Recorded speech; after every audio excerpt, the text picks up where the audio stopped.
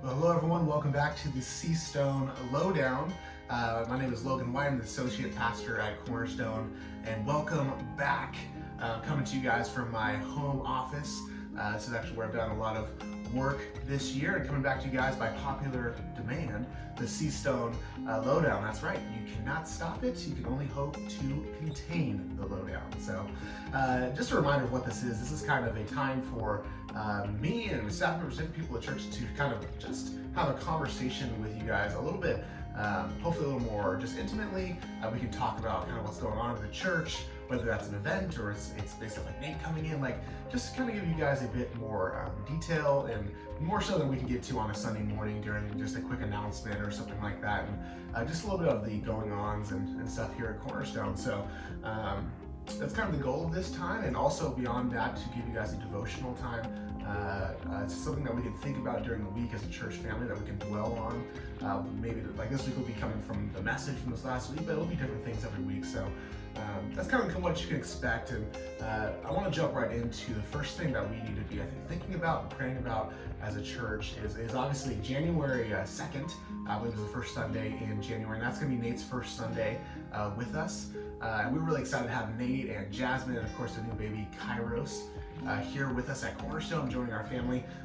It's just, I mean, I know many of you guys haven't had a ton of time with Nate. You've maybe seen him preach, saw the video where me and him had this kind of conversation, get to know him better. Maybe you met him at church, but man, I'm really excited for Nate personally. I think Nate is a great guy, and I think you guys will all love him the more you get to know him as well.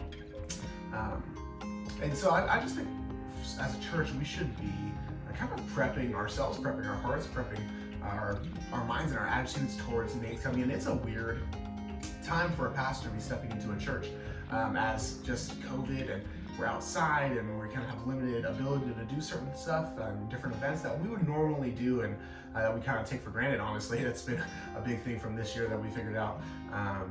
And so Nate's coming in at a kind of unique time in the history of our church. And beyond that, a new pastor coming in, it's not Nate particularly, just any new pastor coming into a church.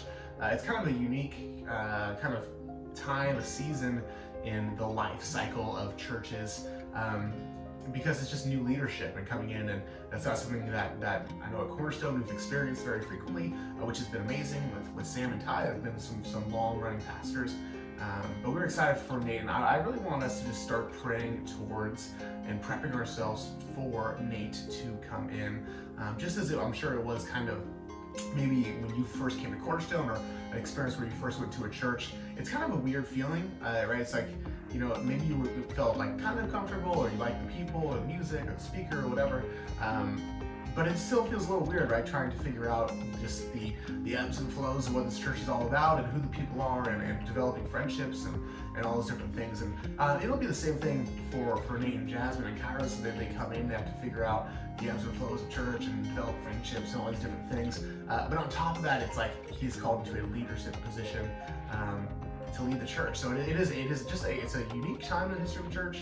It's a unique season for the history of the church. And so I think we should really be praying for Nate and Jasmine as they prepare themselves for that season, but also praying for us to prepare ourselves for this season coming up, that we would just receive what God has for us in this time, and that we would just that we would really just pray that God would bless our church incredibly. We would learn things in this time, and we would just be encouraged by this new leadership, and we would be encouraging to Nate and Jasmine as well. So would you guys just pray for that with me in this next couple weeks? I think it was something I'd be consistently bringing up, something I'm consistently praying about, and I would love if we could do that together as a family. Another thing I want to talk about is kind of how COVID is affecting the church. We mentioned this in an email, if you saw that. So just our kind of thoughts behind that.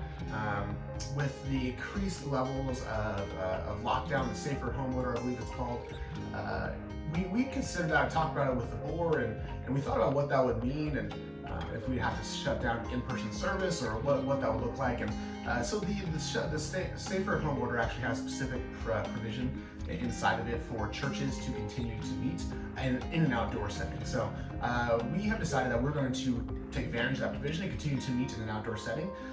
with our Sunday service, obviously, but also with our small groups and youth group. Youth group is currently actually meeting, you guys may not know this, but we normally, like last year, would be meeting Tuesday nights at the church in the youth room, but we haven't been doing that. We're actually meeting in my backyard here at the house. So this is the church office at my home, and I have my church youth group outside there in the backyard. But that's actually been super great and encouraging. But we're doing all those things in an outside setting so that it's, for one, that's safer, and for another, that we are being compliant with just the different rules set out by the LA County. So we can just, we want to be observant and be faithful in how we are dealing with this in terms of listening to our governing authorities and as God has called us to. So that's kind of what we're doing going forward, and this could change. It seems like maybe we would be in this state in terms of a safer at home order through the holidays, and we'll see what happens beyond that. But that's kind of where we're at. We have considered it, we've thought about it, and we do want to continue to meet if it is safe to do so, and of course also that is, we are being a good light to the world around us in our neighborhood and in relation to our government and our governing authorities. So that's kind of where we're at, and obviously if that changes, we will inform you guys, and you will know that. So just keep an eye out, and that's where we are.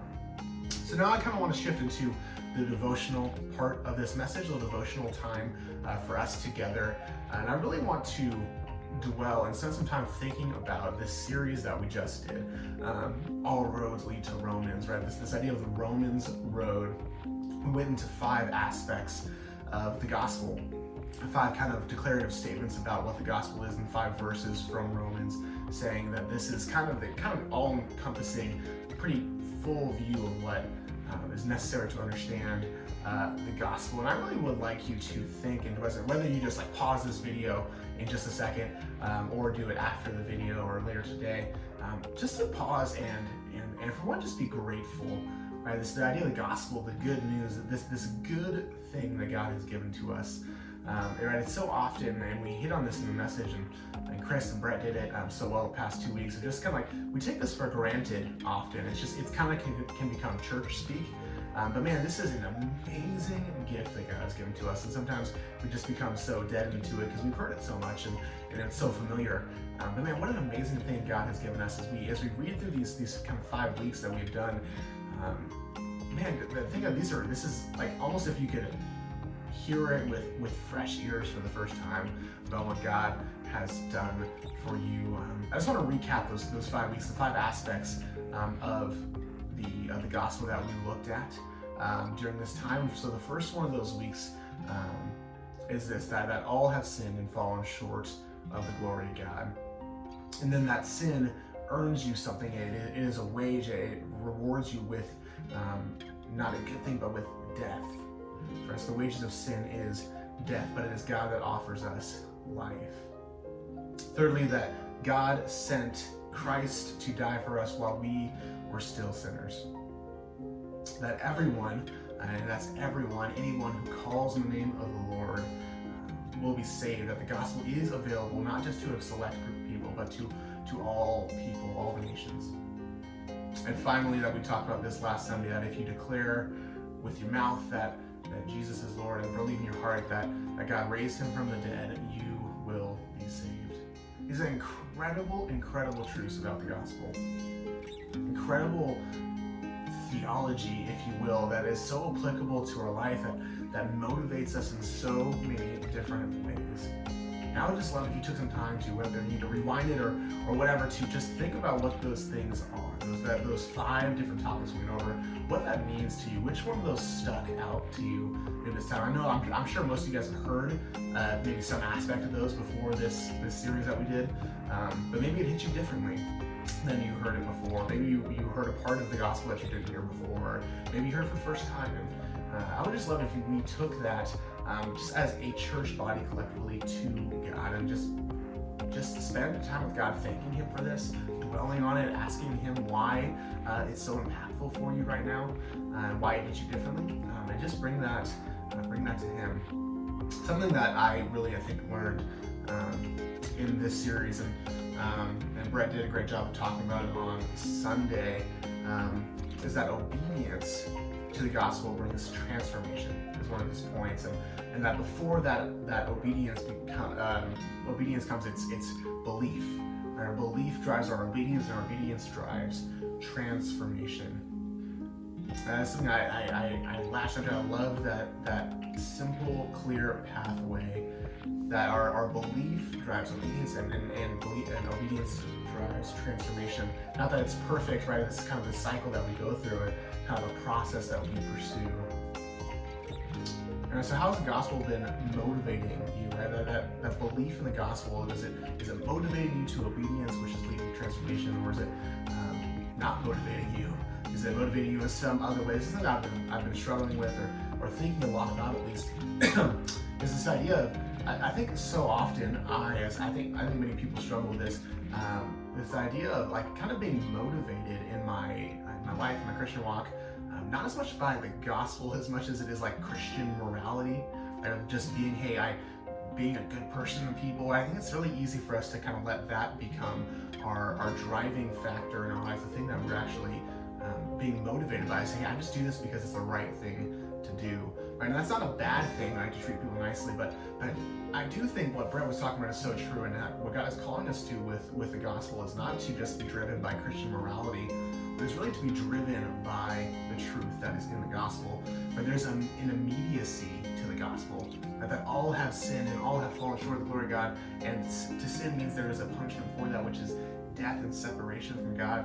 And I think it's so easy for us to kind of forget that immediacy, kind of to forget the necessity of the gospel, and kind of replace that with good works or good deeds, or just being a good person. Right? And that's not what the gospel is ultimately calling us. It's calling us to transformation, and it's calling us to send that good news out to other people as well, so they can experience that same transformation. So I've just been wrestling with that, and I hope you guys wrestle with that too, this idea that we're really supposed to be motivated by the gospel itself. And I think our actions are driven in that oftentimes, but oftentimes I think we can forget that this is our thing, right? This is our message. This is what we need to stay on point for. So I hope that is encouraging for you guys. I love you guys. We love you here at Cornerstone. Excited to see you guys, whether you join us in person next week on Sunday or virtual.